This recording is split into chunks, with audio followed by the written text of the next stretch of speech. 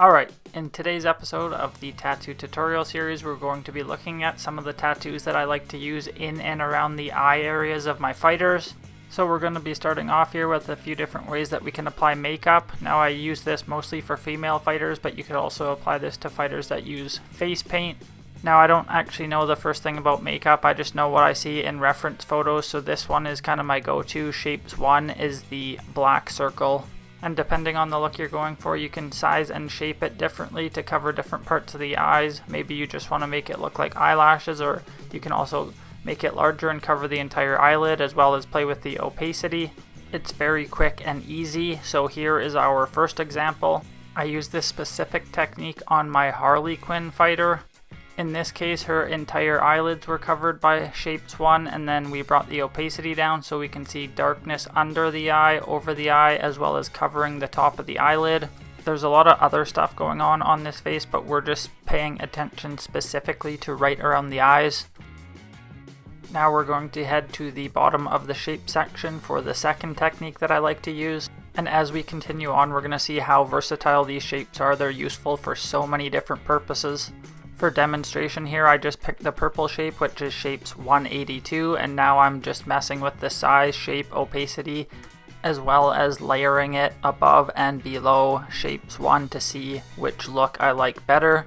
And then obviously we can change colors and get a completely different look, so I'm just going to switch to red, and now we have a completely different looking makeup. Angelina Jolie as Lara Croft. In this case, I used a solid black shape around her eyes and then faded it with Shapes 181, which is the blurry black shape. What we do to one side, we do to the other, and then we'll take a closer look and see that the dark black circles that we placed around each of her eyes only cover immediately above and immediately below the eye. They don't cover the eyelids like they did with Harley Quinn, so just a different look here. Now let's take a look at a couple of ways that we can add bags under our fighter's eyes. Now there's many different tattoos that you can use to do this. I'll just show you a couple. So I'm going to start with Shapes 9 here, which is a fading black circle. And the color of the shape that we choose is going to depend on our reference photo as well as our fighter's skin tone. So in this case, I'm not liking Shapes 9 that much, so I'm going to switch to a red half moon. Place it where I want it under the eye. Bring the opacity down a bit and we'll have a closer look, and I'm liking that look a little bit better. Here's an example where I layered a couple of tattoos to complete eye bags. This is Mr. Leahy from Trailer Park Boys. I used Shapes 126 as my base layer and then stacked red circles on top of it to add some color. And to be honest, eye bags are pretty difficult to be made look right. And again, there's lots of other stuff going on this fighter's face, but we're just paying attention specifically to below the eye area.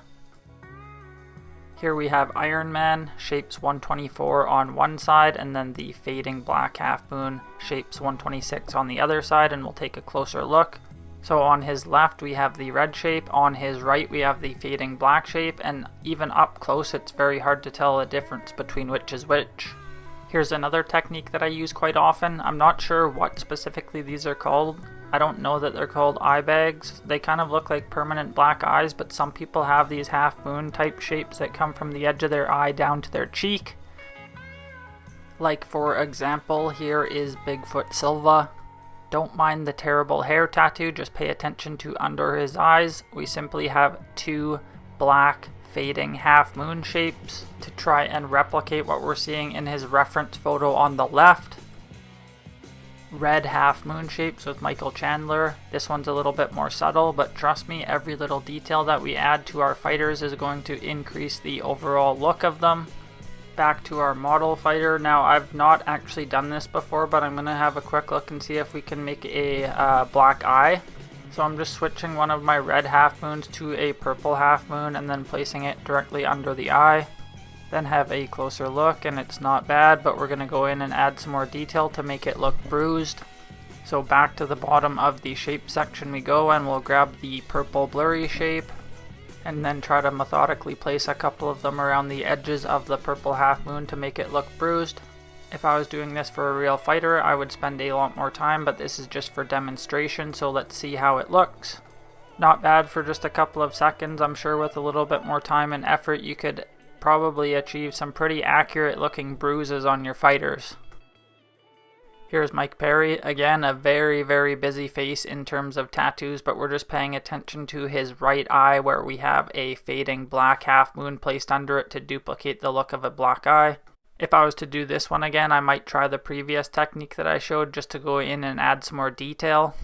Now let's take a look at crow's feet. For those who don't know, crow's feet are basically the wrinkles that appear on the edges of someone's eye, especially as they age. So when I'm doing these, I find that miscellaneous tattoo number 15 is very useful.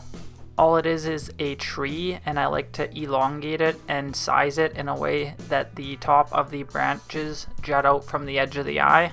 And then I'll just play around with it until I get the look that I want. In this case, it doesn't look great on a very fair-skinned fighter, but we'll take a look at one example where I used it. So this is Bob Marley, and we're just paying attention to the edge of his eye where we can see the tree is placed. Super zoom here to see exactly where it's placed, and then we'll zoom back out. And they don't perfectly replicate wrinkles, but I think it's the best option that we have. Now I'm going to go back and remove all of the tattoos on her right eye and show you some of the tattoos that you can use to make the bottom eyelid pop out further. So my favorite tattoo for doing this is Shapes 118, which is the black half moon. So I'll go in and fiddle around with it and place it so it only covers the bottom eyelid and nothing else. And then have a closer look, see where it is, and then further refine the placement as well as the opacity to get it to the end result that I want. And this one's decent but not great. Again, I'm not loving a lot of the ways these tattoos look on this fair-skinned fighter. Now we'll take a look at one more tattoo that I've seen people use to make eyelids pop, and that is Clairvaux Font 3, which is a C letter. And it's the same idea as the previous example. You're just going to try and place it in a manner that it covers the eyelid and only the eyelid. And then again, mess around with its placement and opacity, and in this case I'm duplicating it even. So just one more option to make eyelids pop on your fighter. And here's a case where I use that technique, Shapes 118 on Tupac's lower eyelid. Here we're going to see what it looks like with and without the tattoo. So just a little bit more definition, a little bit more depth to the eyelid. And as is the case with most of our tattoos that we're using for facial detail, we want them to blend in and not necessarily be noticeable, but rather just subtly achieve the effect that we're going for, which is why playing with our opacity is definitely important. Last example for today, and this is not necessarily any technique in particular, but rather just another case where I was experimenting. So this is Tom Hardy as Venom, and what I was aiming for was kind of a demon effect, kind of that moment in time where Eddie Brock is in the midst of his transformation into Venom.